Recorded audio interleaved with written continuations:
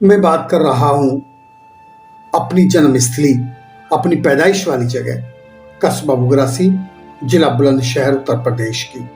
वहां पर 1960 से नगर पंचायत अध्यक्ष का चुनाव हो रहा है, यानी कि चेयरमैन।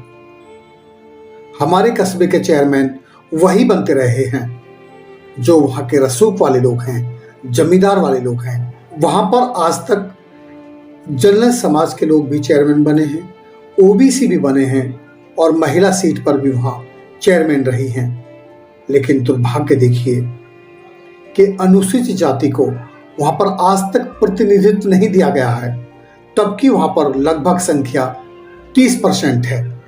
एक बड़ी भूमिका में है, जागरूक भी हैं, पढ़े लिखे भी हैं, लेकिन ये दुर्भाग्य है हमारे समाज का कि जो हमारे समाज के पढ़े लिखे लोग हैं उन्होंने कभी डिमांड ही नहीं की, उन्होंने कभी सरकार को पत्र तक नहीं लिखा, उन्होंने कभी एक जगह बैठकर धरना नहीं दिया, उन्होंने कभी तहसीलदार को, एसडीएम, डीएम को जाकर ज्ञापन तक नहीं सौंपा, उन्होंने कभी नगर आयुक्त को जाकर अपनी समस्या के बारे में नहीं बताया।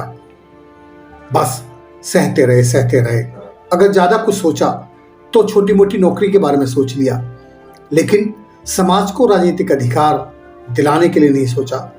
जिस कस्बे में रहते हैं उस कस्बे का प्रतिनिधित्व करने के बारे में कभी नहीं सोचा, उस कस्बे का चेयरमैन बनने के बारे में कभी नहीं सोचा। ये दुर्भाग्य है हमारे गरीब समाज का, हमारे शोषित पीड़ित समाज का कि पढ़े लिखे लोग अपनी जिम्मेदारी नहीं निभाते। मैं पिछले 14 वर्षों से पूरे देश और समाज में जन जागृति के लिए काम कर रहा हूँ। ब्लू पैंथर सोशल ऑर्गेनाइजेशन के माध्यम से अधिकार एवं कर्तव्य के कार्यक्रम के अंतर्गत नैतिक शिक्षा और संविधान का प्रचार प्रसार मैं लगातार कर रहा हूँ। संविधान में हमारे राइट्स क्या हैं, हमारी ड्यूटीज क्या हैं। अगर हमें अपने अधिकार और कर्तव्य का ही पता नहीं होगा तो फिर हम पढ़े लिखे होकर भी अनपढ़ के समान हैं। अगर हम समाज को जगाते नहीं हैं तो हम अपने कर्तव्य से मुंह फेर रहे हैं। यदि हम समाज के प्रति संवेदनग्रस्त नहीं हैं तो फिर हम आने वाली पीढ़ियों को गुलामी की ओर लेके जा रहे हैं। मैं कस्बा बुगरासी से नगर अध्यक्ष पद का चुनाव लड़ा। मुझे इस बात का गम नहीं कि मैं जनरल सीट पर हार गया। मुझे खुशी इस बात की है कि मेरे बुगरासी के हर वार्ड के लोगों ने मुझे वोट किया और मैंने वोट नहीं मांगा, किसी की चापलूसी नहीं की, पैर नहीं पकड़े और मैंने दावत नहीं की। मैंने हर बुराई का विरोध किया। जो अब तक चेयरमैन रहे हैं उनकी खामियों को भी मैंने समाज के सामने निडर निर्भीक होकर रखा। इस बात को मेरे कस्बे के लोग जानते हैं।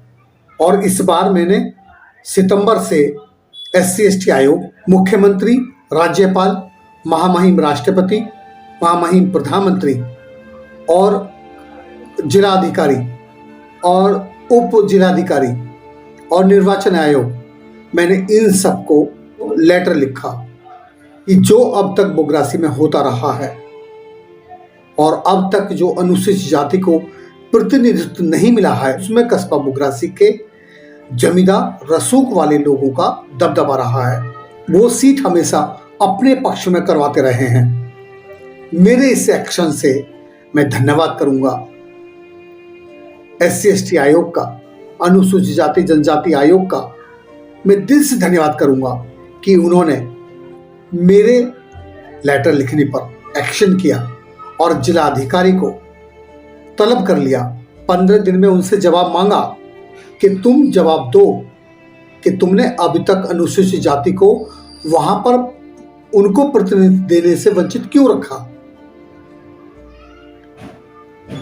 अगर मेरे कस्बे के लोग मेरे साथ खड़े हो जाएं, चेयरमैनी जनरल समाज के लोग करते ही आ रहे हैं, ओबीसी समाज के लोग भी चेयरमैनी कर चुके हैं, उनका भी सम्मान बढ़ा है। अनुसूचित जाति को यदि ये सम्मान मिलता है, अगर ये मौका मिलता है तो मैं समझूंगा कि कस्बे में वाकई भाईचारा है। अगर ऐसा नहीं करते हैं तो फिर मैं समझूंगा भाईचारे का सिर्फ ढोंग करते हैं, भाईचारा नहीं है। जो मेरी इस मुहिम में मेरे साथ है, मैं उसका हार्दिक दिल से स्वागत करता हूं। और यदि आपके भी किसी कस्बे में, नगर पालिका, नगर पंचायत में अगर हो रहा है इस तरह का शोषण, तो प्लीज आवाज उठाइए, संघर्ष कीजिए। अधिकार मांगने से नहीं, अधिकार को छीन के लेना पड़ता है। और ये बड़े ही दुर्भाग्य की बात है कि जिला बुलंदशहर पर इतनी नगर पंचायत, इतनी नगर परिषद हैं, नगर पालिकाएं हैं, लेकिन वहां पर पूरे जिले में सिर्फ खुर्जा में अनुसूचित जाति को प्रतिनिधित्व दिया गया है और बाकी पूरे जिले में प्रतिनिधित्व नहीं दिया गया है। जबकि जिसकी जितनी संख्या भारी, उसकी उतनी हिस्सेदारी होनी चाहिए। लेकिन ये लोकतंत्र की हत्या है, अवसर की समता आर्टिकल 14 का उल्लंघन है और ये जघन्य अपराध है। किसी को किसी के अधिकारों से वंचित रखना जब तक शोषण होता रहेगा, जब तक आप शोषण सहते रहेंगे। उठिए, आवाज बुलंद कीजिए और उठाइए पेन, लिखिए एक लेटर SC/ST आयोग को, नगर निकाय चुनाव प्रशासन को, मुख्यमंत्री को, राज्यपाल को, जिलाधिकारी को, ADM को और प्रधानमंत्री को, राष्ट्रपति को, मानव अधिकार आयोग को, सबको आप लेटर लिखिए। अगर आप लेटर नहीं लिख सकते हैं तो आपके हाथ में मोबाइल है, सर्च कीजिए उनकी ईमेल आईडी और उनकी ईमेल आईडी पर मेल कीजिए।